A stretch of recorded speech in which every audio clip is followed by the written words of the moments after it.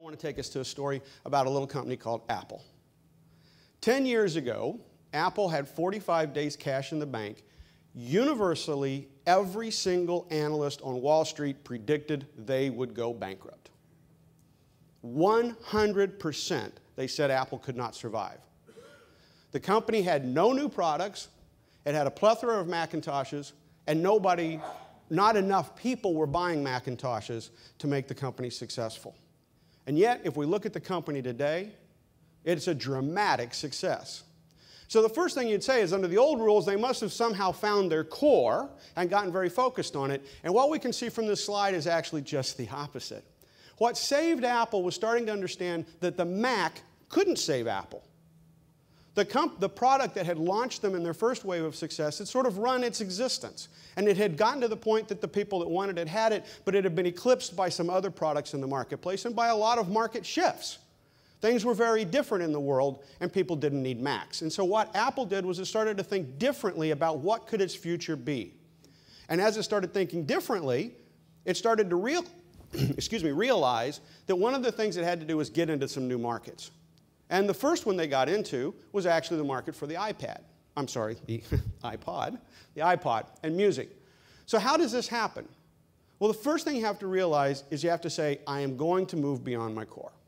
I'm going to accept that there's a limit to what I've done in the past. Markets shift. So now what I want to do is find markets that are shifting and be into markets that are shifting. And if you took a look at the music market, what you could have seen at that point was that MP3 technology was 17 years old. So there was a lot of technology publicly, commercially available that you could get your hands on. The second thing was that there was this little website called Napster that was getting hundreds of millions of hits. And everyone was illegal. Right? Everybody that went and downloaded music from Napster was breaking the law, and they knew it. Right? At the same time, not only was it illegal, but you were probably going to get a virus.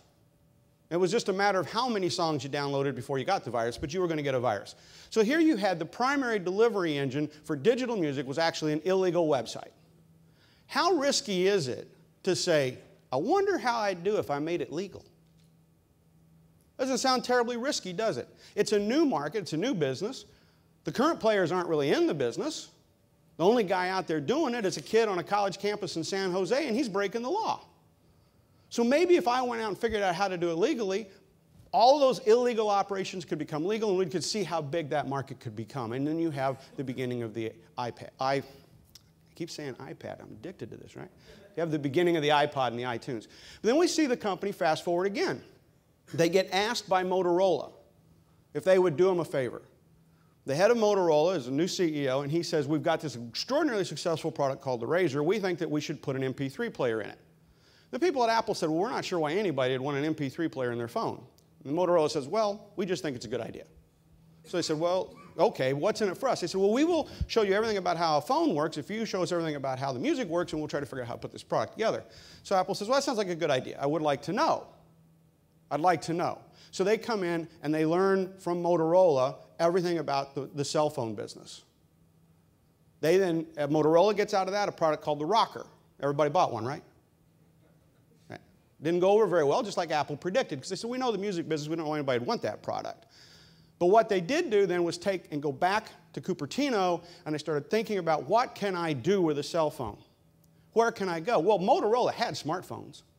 They had a whole bunch of smartphones. But they kept saying, we don't know why anybody would want one, because everybody's got a PC. If you've got a PC and a cell phone, why would you want one of these smartphones? So they weren't doing anything with it.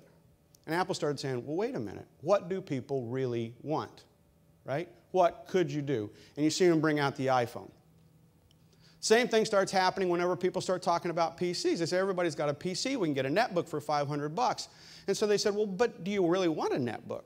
What do you really want? We're starting to now understand people want portability. They want ease of use. And you see them bring out the iPad.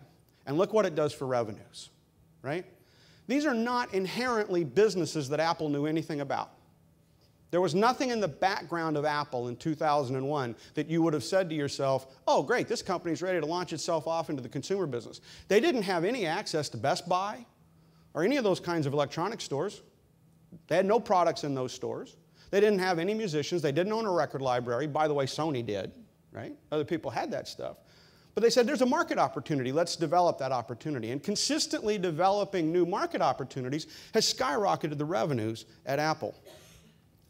What we can see here is that it literally took 14 months from the launch of the iPhone until you had downloaded 1 billion apps. And this is where I want you to start thinking about thinking big. Most of us, when we start thinking about growth, will say, oh, great, you know, if I could grow at 5%, 6% a year, maybe 10% a year would be good. Well, why do you want to stop there? Why not think really big? How big could it be? How many people could download music if we made it easy? How many people could use a really fun smartphone if we gave them something really interesting to do with it?